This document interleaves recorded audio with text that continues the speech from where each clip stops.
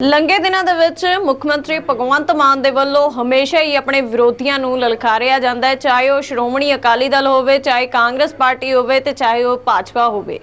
ਹੁਣ ਮੁੱਖ ਮੰਤਰੀ ਦੇ ਵੱਲੋਂ ਭਰੀ ਸਟੇਜ ਦੇ ਵਿੱਚ ਇੱਕ ਵਾਰ ਫਿਰ ਤੋਂ ਭਾਜਪਾ ਦੇ ਉੱਤੇ ਤਿੱਖੇ ਨਿਸ਼ਾਨੇ ਸਾਧੇ ਨੇ ਤੇ ਉਹਨਾਂ ਦਾ ਕਹਿਣਾ ਹੈ ਕਿ ਜਿੰਨੇ ਵੀ ਭ੍ਰਿਸ਼ਟਾਚਾਰੀ ਨੇ ਉਹ ਸਿਰਫ ਔਰ ਸਿਰਫ ਭਾਜਪਾ 'ਚ ਨੇ ਤੇ ਜਿਸ ਦੇ ਦੌਰਾਨ ਇਹ ਬਿਆਨ ਦਿੱਤੇ ਗਏ ਤੇ ਉੱਥੇ ਹੀ ਕੁਝ ਹੋਰ पलटवार जेडे कि मुख्यमंत्री दे वल्लों कीते गए ने। आओ तुहानू सुणाउने होर उन्हां दा की कहना है। 70 साल हो गए कांग्रेस में, बीजेपी में तीन पीढ़ियां हो गई, अभी ब्लॉक का प्रधान भी नहीं बना दादा, ब्लॉक का प्रधान, क्योंकि इनके रिश्तेदारी नहीं खत्म होते, वो चलते रहते हैं भाई साहब, आगे आगे चलते रहते हैं, आगे आगे।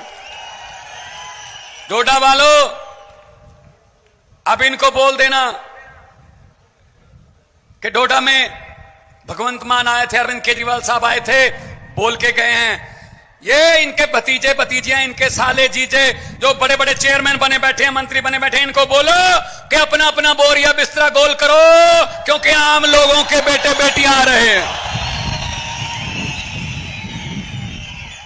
आम लोगों के बेटे बेटियां आ रहे हैं अरविंद केजरीवाल की अगुवाई में। हमारा तो चुनाव चिन्ह ही ऐसा है जो करते ही सफाई है, झाड़ू है चुनाव चिन्ह। इस झाड़ू से पहले हम सिर्फ दुकान या मकान साफ करते थे, और आने वाले दिनों में इस झाड़ू से अरविंद केजरीवाल की अगुवाई में पूरा हिंदुस्तान साफ किया जाएगा भाई साहब।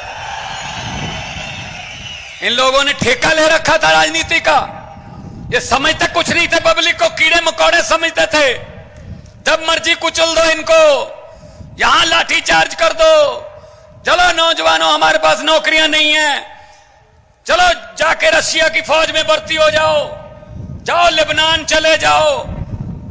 अरे हमारे नौजवान यहां पढ़ लिख के रशिया की फौज में काम करेंगे जहां लड़ाई लगी हुई है, आप काम नहीं दे सकते।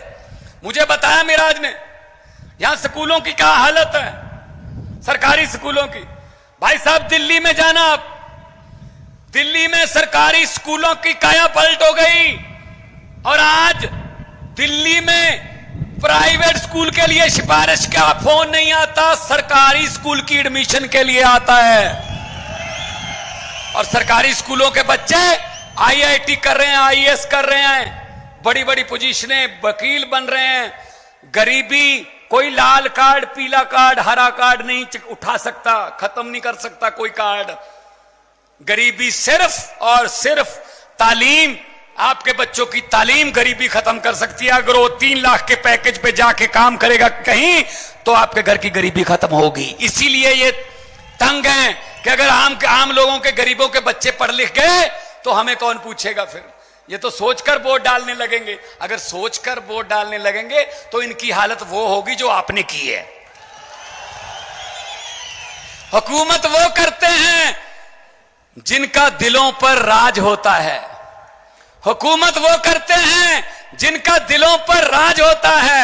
यूं कहने को तो मुर्गे के सर पे भी ताज होता है।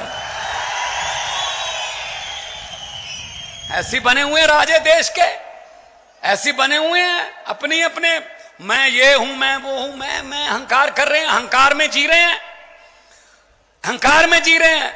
ये अमित शाह, ये मोदी, ये अहंकार में जी रहे हैं भाई साहब। इनको लगता है हम ही दुनिया को चलाते हैं। अरे नहीं भाई, अरे नहीं नहीं। पंजाबी में कहावत है, पंजाबी में कहावत है कि खुदा और अहंकार का बैर होता है, दुश्मनी होती है। भगवान पसंद नहीं करता अहंकारी लोगों को। ये वो है, झूठ पे झूठ चल रहा है, जुमले पे जुमला चल रहा है।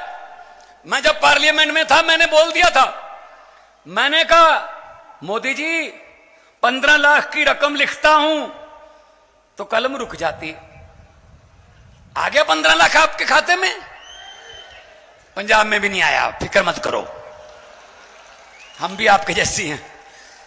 15 लाख की रकम लिखता हूं तो कलम रुक जाती है, काले धन के बारे में सोचता हूं तो स्याही सूख जाती है, हर बात ही जुमला निकली।